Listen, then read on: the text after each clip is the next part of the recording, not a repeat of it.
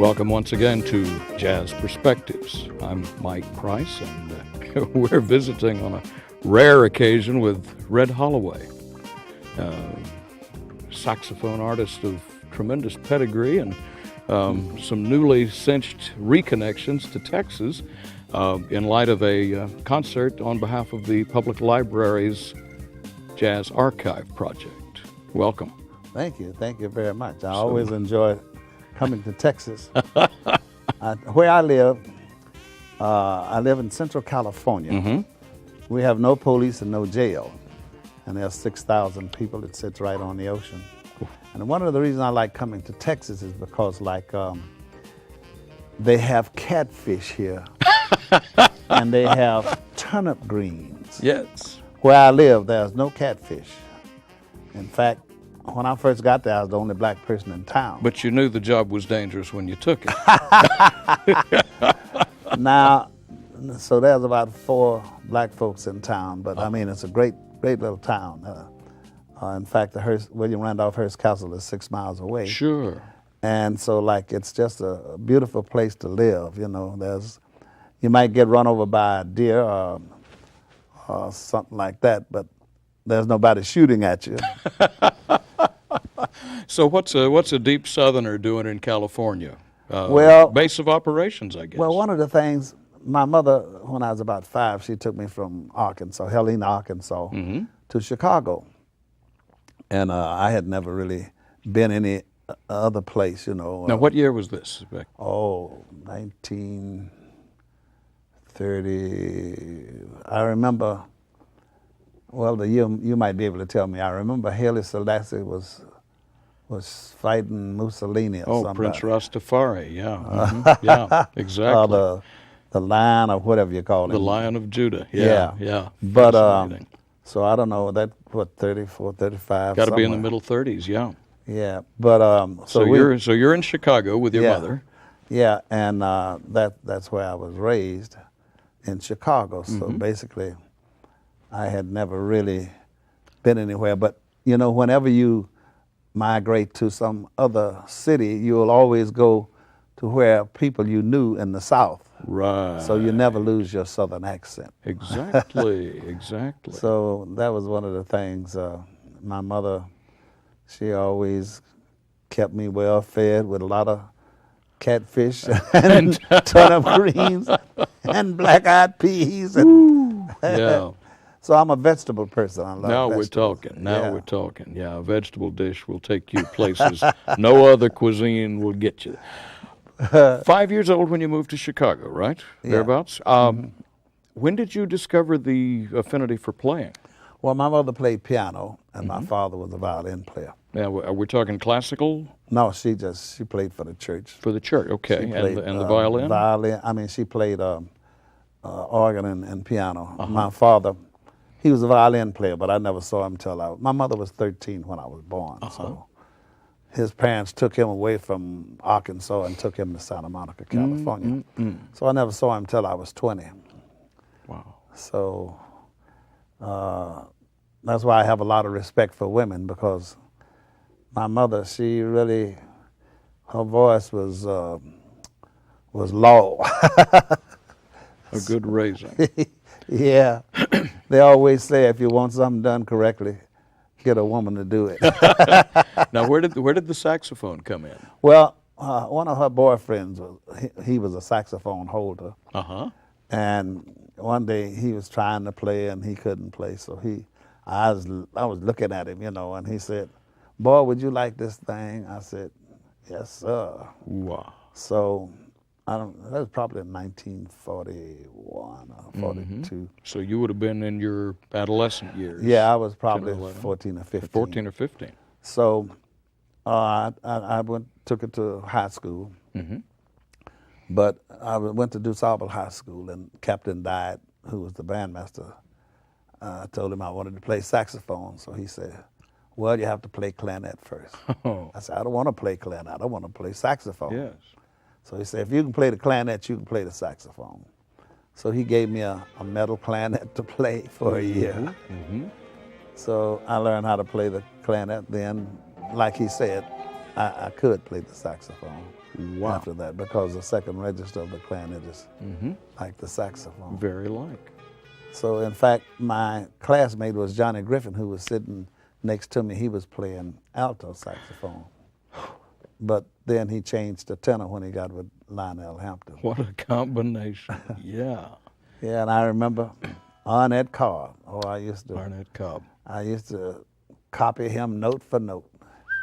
And you know, you had, I've inquired about this particular musician, Tom Archer, who's a very good saxophone player who used to play with Gene Ammons in Chicago. Right. But I talked to some of the musicians, they don't know Tom Archer. And he's from Texas. Man, the pedigrees get so tangled and so lost. He's in fact, when he left Chicago, he came back to Texas. So, a good player. Wow. And I knew a lot of the musicians that were here, you know.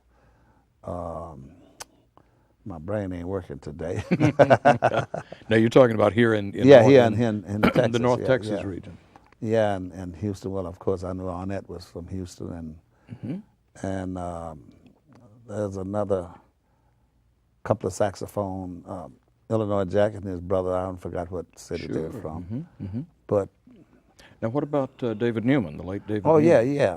The connection, connection there must have come pretty early. Yeah, I met David. I lived in New York for about 10 years, and that's when I met him because I was working with Lloyd Price during those days when he had Lordy, Miss Claudia, Miss Claudia, and he had personality. And Stagger Lee. Yeah. So, and that's when I met. In fact, David was working with Ray Charles, I think. Right. And James Brown had his little band, but Lloyd Price had a big band. Right. So we were working at Small's Paradise. So James Brown and Ray Charles, they all came to hear Lloyd Price's big band because he had. He was running 18 pieces at one time. Oh yeah. He had Chuck Berry in his band and Sexual Healing, what is his name from Motown? Oh, Marvin Gaye. Yeah, Marvin Gaye and Aretha Franklin's sister. Wow. And they had a lot of different famous, and Flip Wilson, Now, the comedian. The club you mentioned, Small's Paradise? Small's Paradise is in Harlem. Yes. Yeah, but we'd rehearse there, and then we'd also play there. Wow. And I remember when I was in Chicago, fellas always ask me, well, when you going to New York? I say, if I ever go to New York, I'm not going to be going looking for a job. It's going to be working because I worked for the gangsters in Chicago for 26 years. And I always had work because they had many places, Many places to play. Yeah, so until Mayor Daley came in. How did you make that connection? How did you make the transition from schoolboy aspiring player to working musician? Well, Eugene Wright, the bass player, who worked with Dave Brubeck, he had a big band. Right. And I was in high school, so he hired me with his big band out of high school. And he had most of the fellas from Dizzy Gillespie's band. And from that, you know, like when you're working with these older musicians, then they know different ones and stuff like that. And all the blues players like Willie Dixon and Sonny Land Slim and all the blues players, they'd always give me a gig because I played the blues. Now, did you come to the blues first or to more sophisticated forms Well, first? I came with the blues first because the blues players was always working. Yeah. In fact, when Muddy Water first came to town, I played with him a few times, but I never recorded with him. So Leonard Chess was thinking about using a saxophone, but when Little Walter came with the harp, yes. then there was no more saxophone. Actually, Walter was playing sax riffs on a harmonica. Yeah, that's right. So, but I mean, so all the blues players knew me. I played with, Sonny Lamb Slim and Eddie Lima Bean Ware. Sure. So there was just so many different blues musicians. So like whenever I needed some work, I could always, I've recorded with Willie Dixon and a lot of the different B.B. King, all the different players. Exactly. Well, let's see, my nickname. You see, being born in Arkansas, when you were light-skinned, Correct. most people called you Red. Yes, of course. Especially white people, they didn't know your name. They say, hey, Red, you know. But, well, I mean, that's how it come about. And then I had red hair at that You had particular red hair time. at the time. So, like, from school in Arkansas and until I got in school in Chicago, I've had the name Red. You know, although my name is James Wesley Holloway. Excellent name. I didn't even know it was James Wesley. I thought it was James Lee Holloway. Wow. I found out what my name was when I got in the Army because I was brought in the world by a midwife. And during those days, black folks wasn't registered in Arkansas at that time. So, but my father's name was James Lee Holloway, so my mother called me James Lee Holloway. But I found out the midwife a few years later just registered me in the books as James Wesley Holloway. And when I got in the Army, that's when I found out it was Wesley. But now, so much controversy over, like, all of my tickets says Red Holloway when I catch a plane or whatever. So the lady look on the thing said, well, your driver's license said James. Now, who is James and who is Red? I said, well, I'm Red. So I had to get my driver's license changed to red. My passport is red. My Social Security card is red. Everything I got all my credit card is red. So, boy, I'm just red. So that's how it came about. I kind of knew it, but you've got embellishments. Fascinating. Yeah, that's something. Delighted. Do you consider yourself primarily a blues artist or a jazz artist? Is there a distinction? Well, it's really hard to say because I play both. Yes. When I was playing with the Dukes of Swing, which was Eugene Wright's big band, it was all jazz. And in fact, when we used to play at a place called the Parkway Ballroom in Chicago, and we played at the Sutherland and at the Persian Lounge, the Persian Ballroom. And when the first time I saw Charlie Parker was we were playing upstairs in the ballroom in the Persian Hotel, and he was down in the lounge. So we took a break and went down to hear Charlie Parker. He was playing so much saxophone. Till my parents, I mean, I had uncles who had real estate offices, and they'd always been trying to get me to be a real estate person, and I thought they were right. After all the stuff I heard this man play, I said, I'll never be able to play like that. But it's just something about music that you just can't help yourself. But you found a style of your own. Oh, yeah. Well, like I said, in the high school band, Johnny Griffin was sitting to my right playing alto. Sure. And he graduated in '45 and went to Lionel Hampton. But he was playing tenor saxophone with Hampton. So, of course. So that encouraged me to stick with it.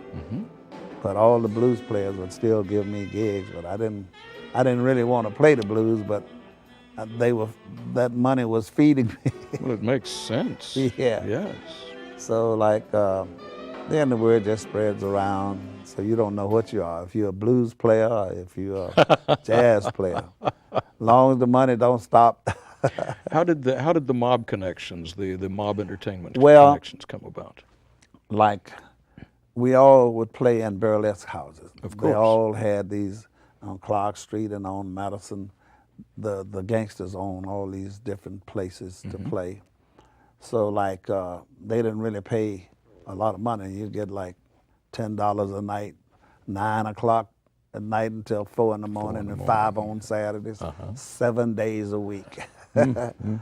So, but you work you work study, you know. Sure. So that was good money you had, but I mean, it was like working in a coal mine. Exactly. You were doing piecework in a way. Yeah, you'd be playing, have a 10-minute break out of every hour. Wow. Wow.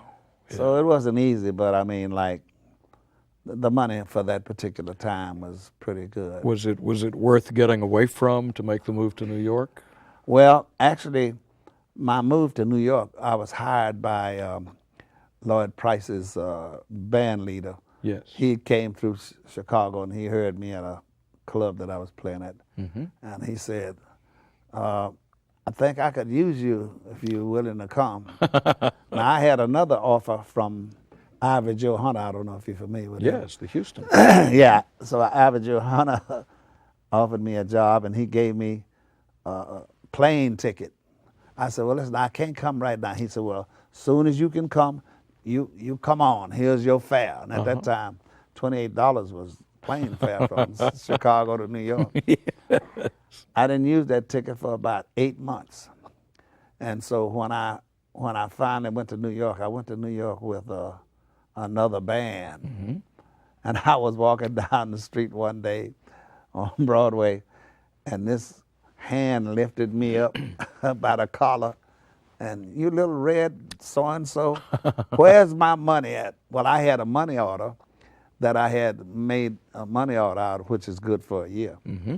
And I said, if you'll put me down, I got your money in my pocket. He's wanting to know why I didn't come. I Why said, you didn't join? I Yeah. explained to him I couldn't come because I was working for 2 different record companies, you know, just as a musician. Yes. So it just didn't make sense for me to run off to go to New York, and here I'm working here Right. and paying bills and stuff. So he understood that, and I gave him the money order with his $28. My gosh. So once again, your career proves itself an example of how jazz influenced not only the popular forms of blues, but also rock and roll. Yeah, well, you know, I always said if you're going to do this for a living, you got to play anything. Yes. And I used to play with Nat Lots of Papa Tolls out of Omaha, Nebraska. Mm-hmm. And we would play polkas, schottisches, and those cruising down the river and all those kind of things. He had a big band. Yeah, so. that's what Gatemouth Brown used to say. The Yeah. very same thing. Is if you're going to play, play. Yeah, so I worked with a band up in Minnesota when I was off from Nat Tolls. Mm-hmm. I worked for a band called Whoopie John and the Six Fat Dutchmen. Oh my gosh! And Yeah, sure. I was playing clarinet with them. Polka band. Yeah. And So the clarinet came in handy after all. yeah. So I was staying in Omaha, Nebraska, and we'd be up in North and South Dakota and up in Canada, Saskatchewan, and Manitoba, and all of them. Wow. And so it just helped to be able to play any kind of music. You know? Let me tell you. What about the time spent in Texas? What sort of stories does that bring back? I think we've found a few. Well, I don't know if I can tell you about this. I was made honorary sheriff of, I got from here in Fort Worth. In Fort Worth? I got a policeman gave me this card. Well, something that happened over in Dallas. I shot a fella. How long ago was this? 1948. 1948. You shot a fella. Well, he was a bad fella. I didn't kill him. I didn't kill him. I mean, he was a fella been in and out of prison. Mm-hmm. And at that time, I was married to an American Indian. She was from up in Oklahoma. Mm-hmm. She had 7 brothers and 2 sisters. So I had like a bow and arrow wedding.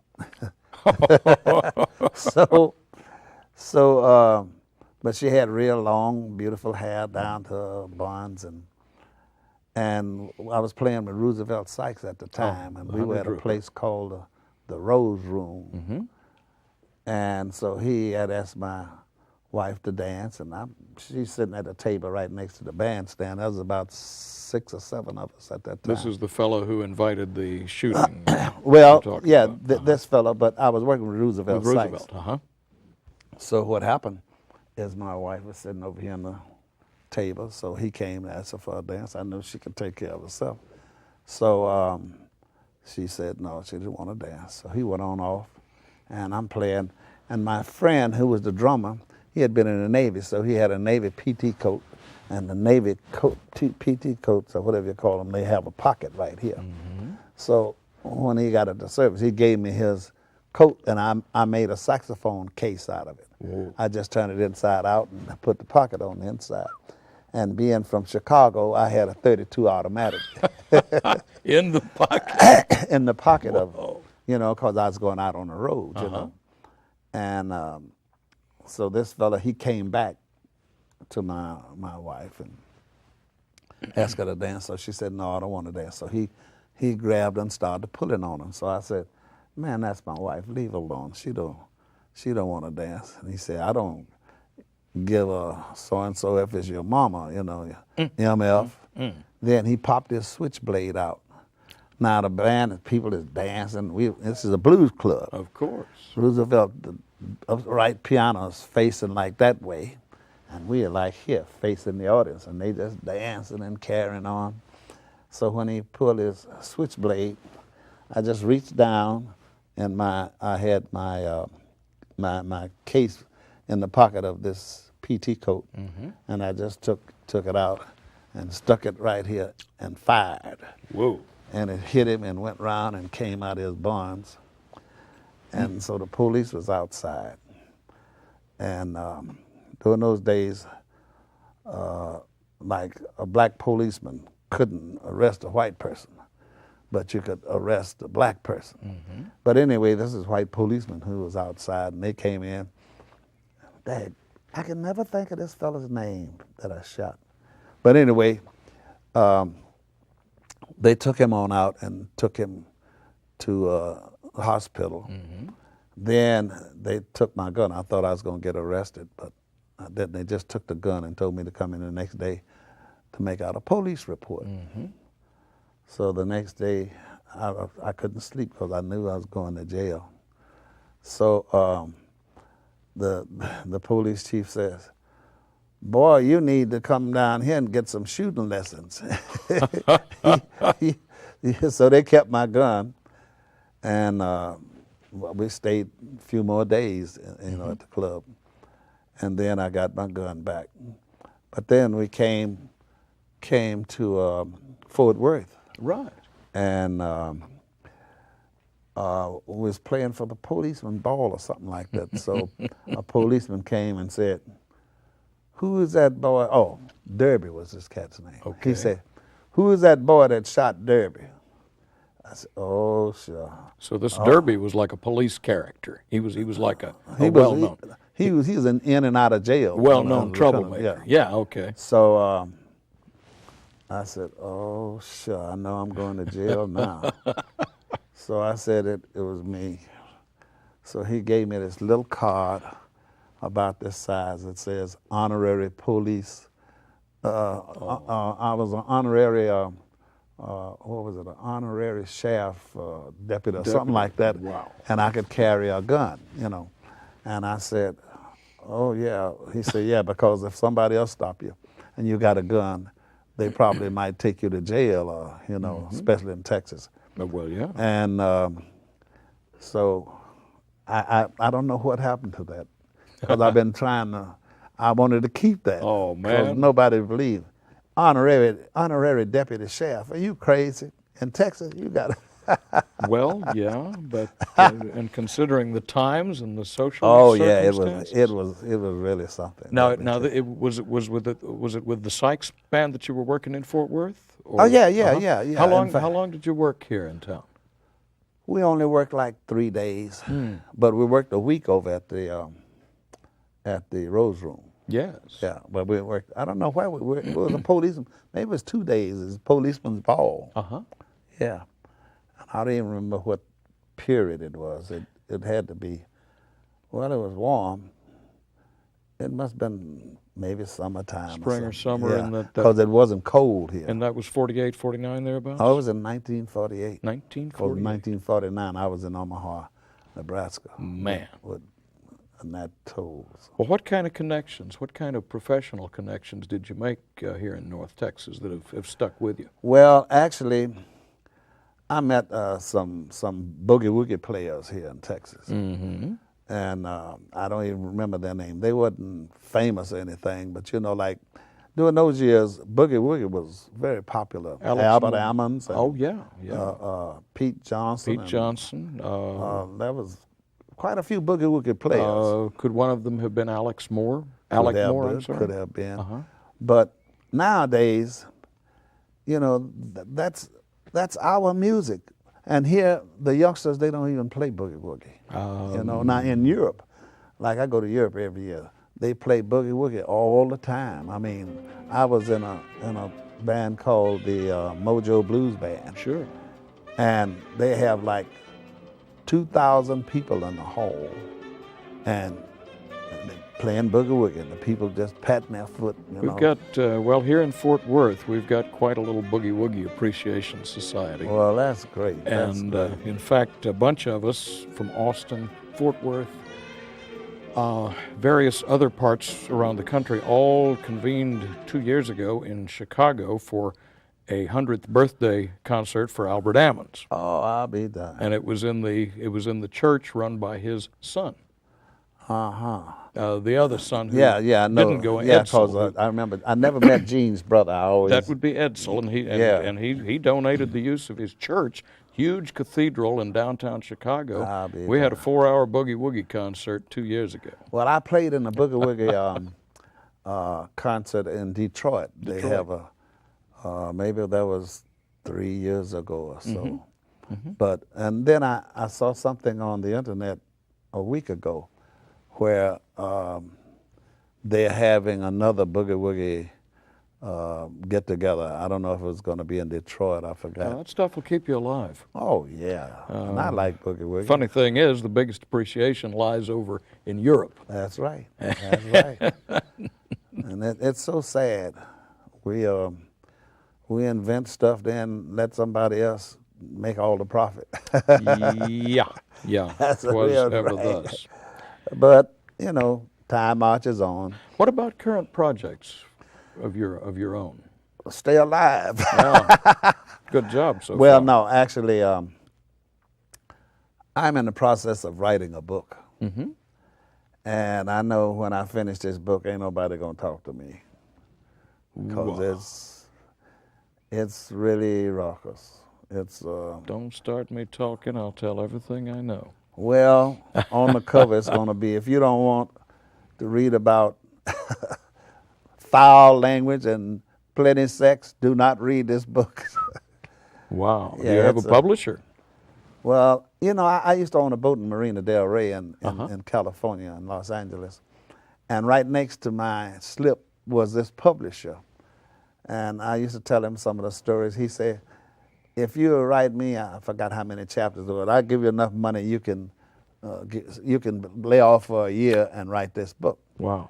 But at that time, I was traveling overseas so much till I never really got a chance to you know, sit down and try and do anything. These were touring engagements. Yeah, because I mean, like I was, and by me being a musician, you know, you just don't turn down.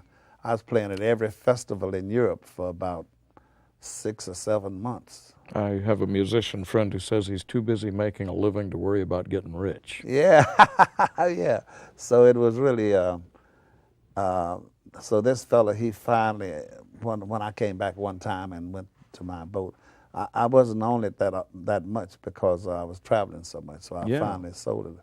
But I was in the marina for 10 years.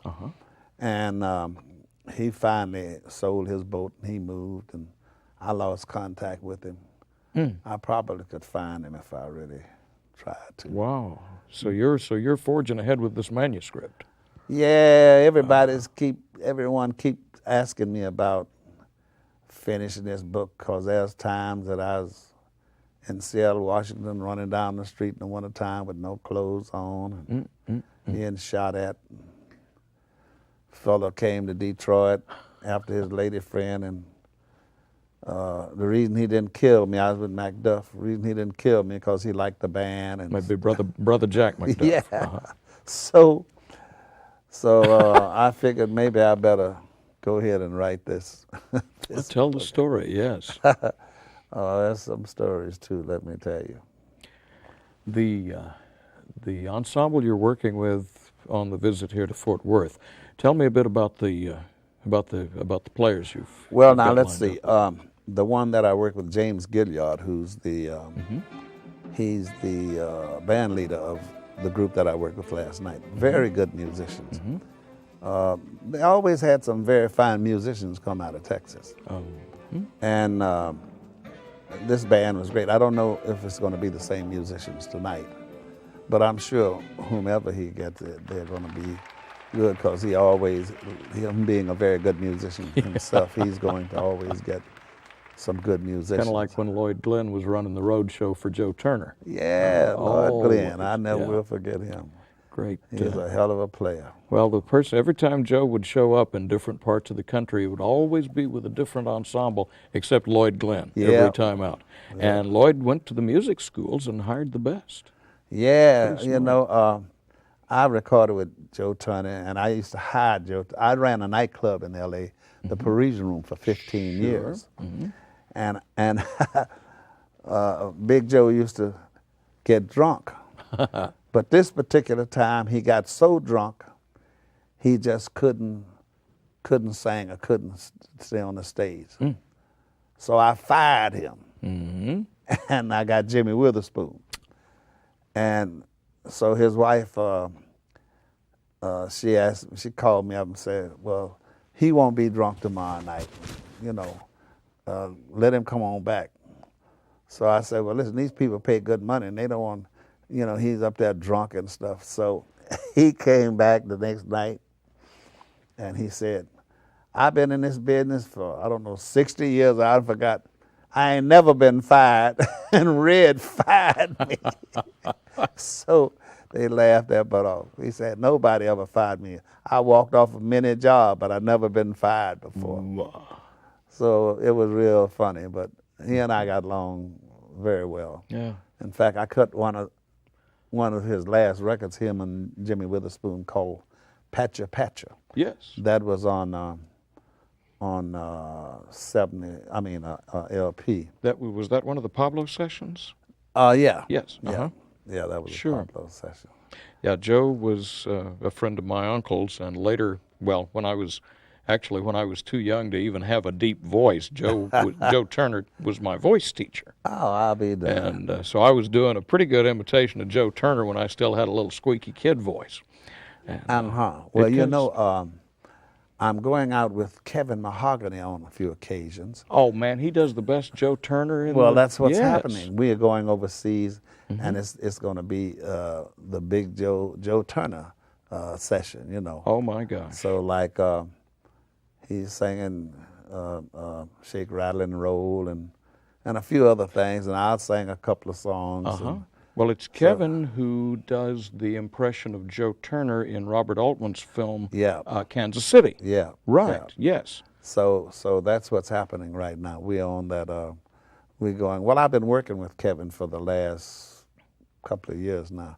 Whenever he have a gig, he always call me up. Excellent. Will there be recordings to issue from this? Got I've done, we were in Kansas City at the theater, and I did I forgot the name of the LP, but it just Kevin Mahogany and Red Holloway. Sure. And he's done that. And then we did something else. I don't remember the name of it, but I've recorded a few things with Kevin. Delightful. In fact, I have a new CD out called Go Red Go. And this is a song that I got from Arnett Cobb, because they used to call Arnett Red. Sure. And this is a song that he wrote. So I used to copy Arnett Cobb, and I remember there was a place in Houston called Mom's Place. Mom's Place. And I was working with Sonny Stitt at that time. So we went to Arnett Cobb's house for dinner and stuff, and Sonny and I were playing that Mom's place. So we invited Joe to come on, well, come on, play something with us. So he brought his saxophone over. And we were playing some different songs, and like I played first and Sonny played first.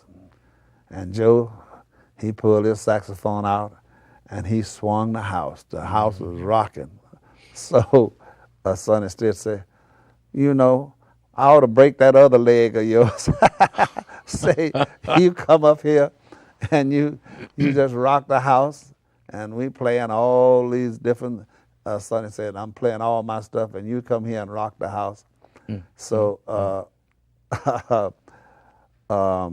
Arnett says, man, where do you find all them notes that you play?